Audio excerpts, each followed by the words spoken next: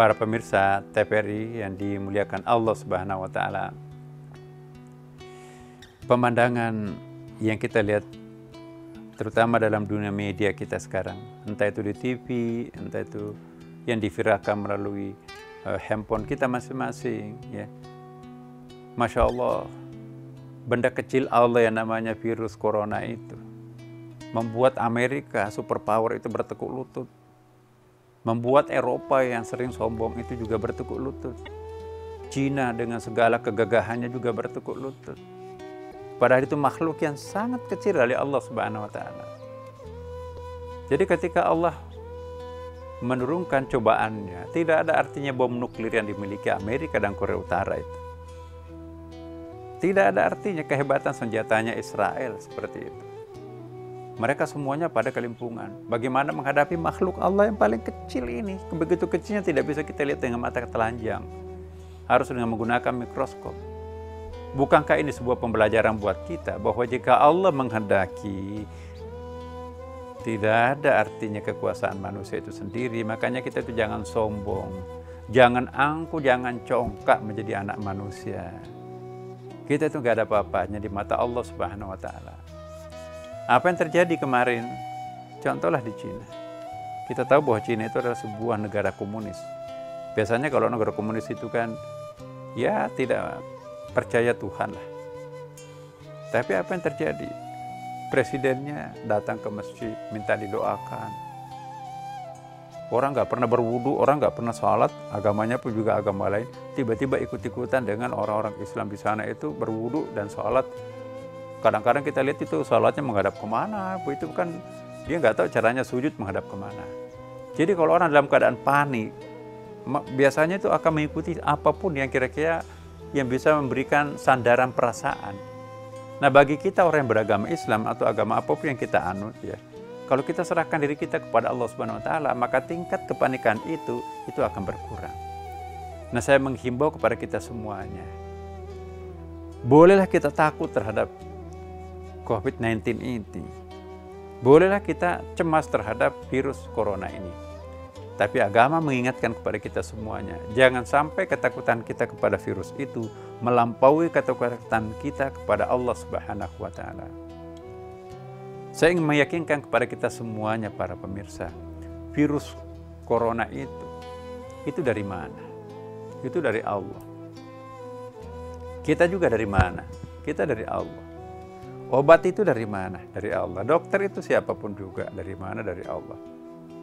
Nah, baik penyakit maupun sasaran penyakit itu semuanya terkait dengan Allah Subhanahu wa Ta'ala. Dalam pandangan teologi seperti ini, virus itu adalah bagian yang tak terpisahkan dari kita sendiri sama-sama sebagai makhluk Allah Subhanahu wa Ta'ala.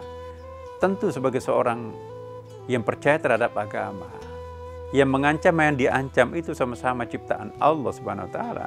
Nah kalau kita kembalikan diri kita kepada Allah sang pencipta kedua-duanya, kepanikan itu akan berkurang. Bahkan kecemasan itu pun juga akan menipis. Ya, bahkan keberanian itu akan muncul secara otomatis. Tapi saya ingatkan juga, keberanian tidak identik dengan nekat. Berani karena benar, berani setelah kita melakukan vaksinasi, berani karena kita sudah memiliki kedaya tahan tubuh yang sangat prima, berani karena kita sudah menggunakan masker, berani karena kita menggunakan jaket, itu boleh.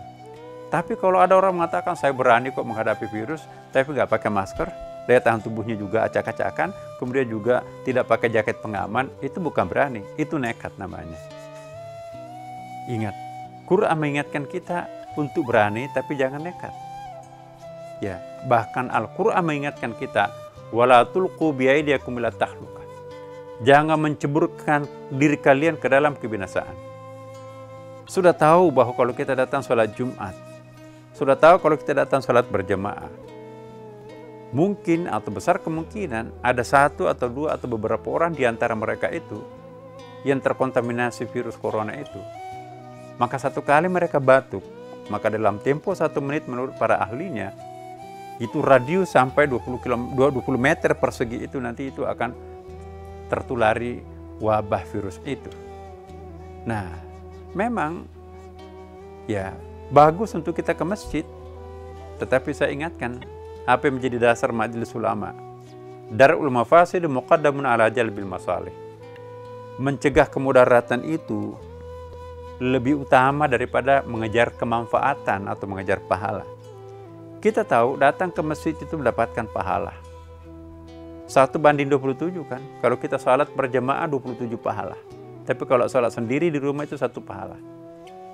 Tapi manakala di tempat di luar sana, baik jalanan yang kita dilewati maupun juga sasaran yang kita akan tuju, di situ kita merasa tidak aman, mungkin di situ ada kontaminasi penyakit, maka berlakulah kaidah tadi.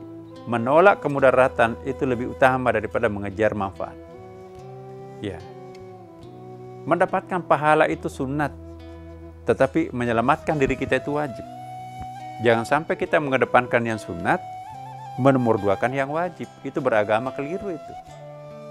Ya. Yang kita harus utamakan yang wajib. Nomor 2 adalah yang sunat. Sunat untuk pergi salat berjamaah, termasuk Ramadan itu, ya. Tarawih di situ kan sunat di masjid. Tapi bisa kita melakukan tarawih di rumah. Bisa kita melakukan sholat duhur di rumah pada hari Jumat. Karena tidak memungkinkan kita untuk sholat duhur. Bukan saja di Indonesia, coba kita lihat. Ya, Saudi Arabia misalnya, di situ ada Madinah, di situ ada Makkah. Hari-hari terakhir ini kan juga ditutup, ya kan. Ya, dunia-dunia Islam yang lain, coba kita lihat Mesir. Mana ada yang sholat Jumat. Jadi kalau ada di antara kita itu hanya karena keyakinan agamanya dia nekat melakukan sholat Jumat, maka ya saya ingatkan kepada kita semuanya, beragama itu tidak boleh nekat. Beragama itu harus berdasarkan landasan yang rasional, ya kan. Tidak boleh tawakal tapi nekat. Kata Rasulullah SAW kepada salah seorang sahabatnya, "Ya fulan, kamu tambatkan untanya di mana?" "Saya lepas aja Rasulullah, saya tawakal kepada Allah." Kata Rasulullah, tidak begitu yang namanya tawakal. Tawakal itu tambatkan untanya di sebuah pohon, baru tawakal kepada Allah. Nah, sama analoginya kita kan. Motornya taruh di mana, mobilnya udah saya geletakin aja di luar sana itu. Saya kamu sholat Jumat ini, gak mungkin ada yang maling, ada malaikat yang jaga, enggak. Sandal juga bisa hilang kok. Motor apalagi, mobil juga bisa hilang. Jadi tidak boleh karena tujuannya baik, lantas kita menelantarkan kendaraan di luar, pasrahkan kepada Allah. Kita bukan wali, kita manusia biasa. Yang tawakal itu parkir dulu di tempat parkir, ambil karcisnya di tempat parkir yang legal, kemudian kunci stan, kemudian juga kunci leher kalau motor, pergi sholat, enak tuh sholatnya tuh. Pulang dari sholat masih ada motornya. Tapi kalau nggak dikunci pintunya tadi, semua barang-barang di mobilnya hilang. Kenapa? Oh, kok saya kan mau ke masjid, kok bisa hilang ya? Nah itu jangan hubungkan dengan Allah. Cara tawakalnya yang tidak benar. Tawakal kata Rasulullah, tambatkan untanya, baru pasrah kepada Allah. Jangan dilepas, terserah mau kemana. Tapi yang penting saya mau menjumpai Rasulullah. Nah, jadi para pemirsa dimanapun juga berada, ya sekali lagi saya ingatkan kepada kita semuanya ya, bahwa iya, mari kita belajar agama terus. Kalau modal-modal keagamaan kita yang seperti standar kemarin-kemarin, ternyata banyak sekali yang belum kita tahu.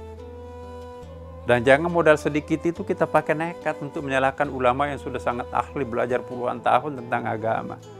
Kita baru kemarin belajar, tiba-tiba mau menyalahkan ulama hanya karena modalnya emosi keagamaan. Tidak boleh. Rasulullah pun juga mengatakan kepada kita semuanya kan, manakala ada virus di suatu tempat, jangan kunjungi tempat itu. Kalau sudah terlanjur Anda masuk dalam tempat itu, jangan kemana-mana, jangan tinggalkan tempat itu. Itu hadis Bukhari loh. Nah, insya Allah para pemirsa kita lanjutkan seusai berikut ini.